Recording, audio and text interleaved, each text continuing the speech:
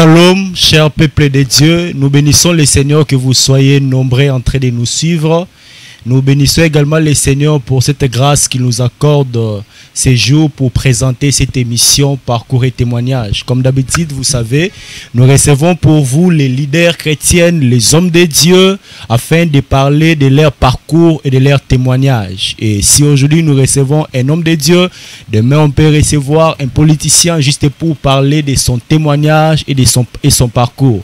Et pour aujourd'hui, je suis très flatté, je suis heureux de recevoir pour vous un homme de Dieu merveilleux, à la personne de Papa David Bondele, dont j'ai dit déjà bonjour papa. Bonjour monsieur le journaliste. Nous bénissons le Seigneur. En fait, dans les annonces, nous avons dit qu'on va recevoir les couples Bondele, malheureusement qu'ils soient seuls. Et je pense que la maman est occupée, nous les saluons là où il nous suit. Papa, nous sommes en train de parler de votre témoignage et votre parcours. Nous savons que vous avez eu à faire beaucoup de choses avec les seigneurs, avec votre âge. Nous croyons que vous avez un témoignage à rencontrer aux enfants de Dieu. Déjà dans l'introduction de notre émission, nous voulons savoir qui est David Bondele. Merci de songer à nous et de nous inviter à échanger avec le peuple autour de ces choses. En ce qui me concerne personnellement, je me nomme, comme vous venez de le dire tout à l'heure, David Bondele Wawilima. Je suis chrétien, né de nouveau, baptisé d'esprit. Je suis fondateur du ministère Jeunes à Genoux et pasteur du centre évangélique Le Vert Pâturage, qui est une église des Assemblées de Dieu. Voilà de manière succincte ma présentation. Je suis père de famille marié à ma chère épouse Cynthia Bondele Kamoshi.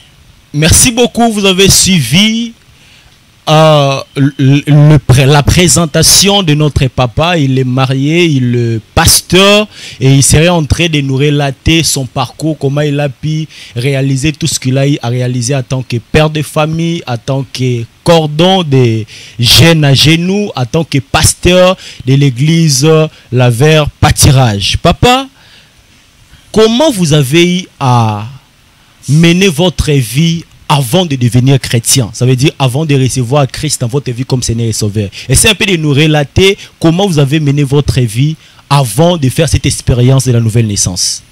En ce qui me concerne personnellement, je suis né d'une famille chrétienne. Mes parents étaient chrétiens, je les ai trouvés déjà chrétiens. Les deux parents étaient de l'église catholique.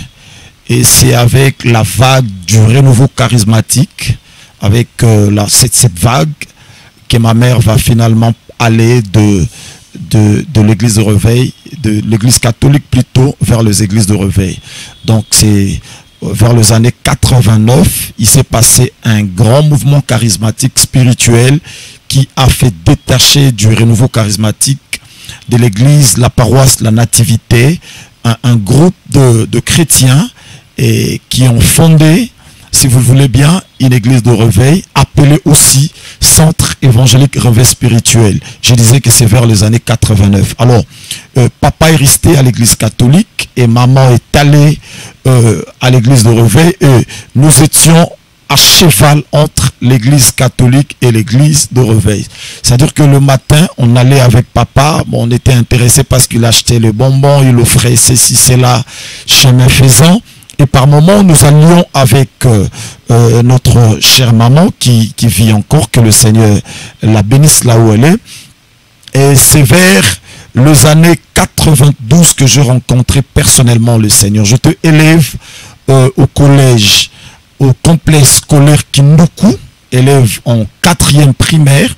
C'était autour d'une activité de l'Écodim que j'ai personnellement rencontré le Seigneur Jésus-Christ.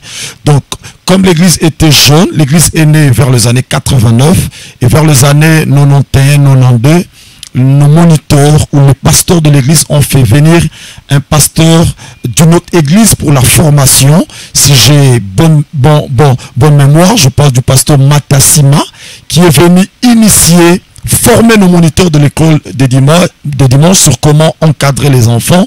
Et au bout de la formation, nous nous étions rendus au complexe sportif de l'université de Kinshasa. Et on a eu le temps de jouer comme les enfants et l'évangile était prêché. Et le pasteur a fait un appel au salut. Il demandait à chaque enfant qui voulait recevoir personnellement le Seigneur Jésus de le rencontrer dans un coin où il s'était retiré. Alors je suis allé à mon tour, librement, personnellement. J'ai reçu le Seigneur Jésus. J'avais entre 8 et 9 ans parce que j'étais en 4e primaire. Alors c'est alors que j'ai reçu le Seigneur Jésus. Alors, s'il faut parler de ce que j'étais avant ma conversion, je dirais que j'étais un enfant comme tout autre enfant. Je blaguais, je jouais comme les autres enfants. Seulement, je n'avais pas tellement une grande conscience de la vie du dehors. Donc j'étais déjà dans un climat religieux et le Seigneur m'a trouvé dans cette ambiance. Nous bénissons le Seigneur. Donc si vous êtes encore là et que vous n'avez pas encore fait l'expérience de recevoir Christ, c'est compliqué. C'est vraiment compliqué parce que le pasteur David Bondele a fait cette expérience lorsqu'il avait 8 ou 9 ans. Imaginez-vous. Donc pendant tous ces temps, papa, vous êtes dans les choses de Dieu. Je suis dans les choses de Dieu. Et c'est parce que pendant la puberté, je m'étais un tout petit peu retiré de l'église. Je m'étais un tout petit peu dérapé. J'étais dérapé. J'étais presque perdu. Et le Seigneur m'a récupéré le plus tôt possible. Et pendant tous ces temps, vous étiez toujours à l'église Réveil Spirituel? J'ai connu le Seigneur à l'église Réveil Spirituel, je le dirais. Finalement, j'ai perdu mon père, j'avais pratiquement 12 ans. Et il s'est passé une certaine instabilité familiale. Maman devait faire de navette entre le Congo profond et Kinshasa. Elle devait se débrouiller dans des activités commerciales. Et on restait presque seul. Et comme on n'était pas trop encadré, on s'est quand même retrouvé aussi à la rue. Je me rappelle que j'allais visiter un ami qui était juste 2 années après nous. Et lorsque j'étais chez lui, on prenait le temps de jouer. Et quand on rentrait, il y a un autre groupe de prière sur l'avenue Makuta. Je citais le groupe de prière Béré, qui est actuellement devenu le centre évangélique Le Jourdain. On passait par là, il y avait de la prouesse dans la prière, de l'engagement, la louange, la prière. Et quand on arrivait vers Béré, on dansait comme les autres dansaient à l'église. Mais non pas pour la gloire de Dieu, un peu comme dérangeant ceux qui étaient dans la quiétude culturelle. Okay. J'étais en train de déranger ceux qui priaient, je dansais. Et finalement, un jour, je m'étais décidé d'entrer. Donc cette fois-là, je vais quitter Réveil pour Béré. Je suis entré dans Béré non pas parce que quelqu'un m'avait invité, mais parce que je voyais la louange, je m'intéressais à la louange, je jouais, je dérangeais et la force, la puissance de l'esprit m'a fait intégrer cette église. Mais là, c'était pendant l'âge de la puberté. Pendant la puberté, vers les années 97, plutôt 98. J'avais autour de 14 ans déjà. Et à ce temps-là, vous allez à l'église normalement où vous étiez vraiment engagé au fond dans les choses de Dieu. Avant que je ne passe de Réveil, après mon passage au Réveil, où je passais mon école de dimanche, j'étais pratiquement à la rue. J'ai dit spirituellement. Je n'avais plus d'église, je n'avais plus d'engagement. Je me rappelle qu'il y a un ami qui venait sans cesse m'interpeller, me motiver. J'étais devenu tiède, j'avais abandonné l'église, j'étais rétrograde comme on a l'habitude de le dire.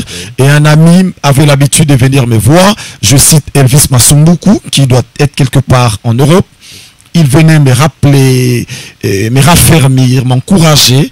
Mais je connaissais tellement un peu plus de versets. J'ai l'impression que j'avais plus de versets que lui. J'avais plus d'arguments que lui pour ne pas me laisser convaincre par ce qu'il me disait.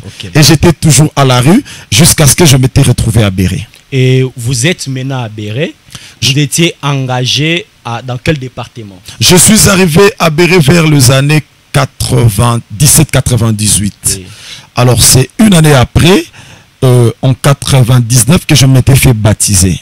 Le 2 octobre 1999, à l'église Béré. Juste une année ou 2 ans après. Oui, j'ai intégré Béré, j'ai suivi les affermissements et je m'étais fait baptiser par le pasteur Rigobert Voanga, que je salue. Je suis resté à Béré de 99 en 2001, j'étais disciple. Il y avait un certain nombre de formations qu'il fallait suivre. On commence par être disciple, persévérant et finalement équipier. j'étais équipier engagé au département d'évangélisation en 2001. Ok. Et maintenant, pendant cette période, le jeune Agénou est né presque dans quelle année? Parce que c'est à ce temps-là, vous étiez engagé comme évangéliste à l'église Béret. Et jeune Agénou avait jour quel jour? Bon, j'ai quand même eu un grand parcours à Béret. Okay. Après les affermissements et le baptême, j'ai commencé par servir en 2001 à la chorale, à l'équipe d'adoration. Oui. Donc nous avons monté une équipe d'adoration. J'étais trop jeune. Il y a un aîné, le frère Eri Munga, qui venait nous initier. Il était à l'époque étudiant à l'INA. Il venait nous former, il nous a initiés à la musique. J'étais tellement engagé que j'étais nommé le vice-président de la chorale. Encore trop jeune, j'avais, je pense, 17 ans. J'étais le vice-responsable de la chorale. Et puis, après la chorale, j'étais aussi en même temps moniteur de l'école des dimanches. Le frère Aimé Banza m'avait toujours invité à travailler avec moi à l'Écodim. Je n'étais pas trop intéressé.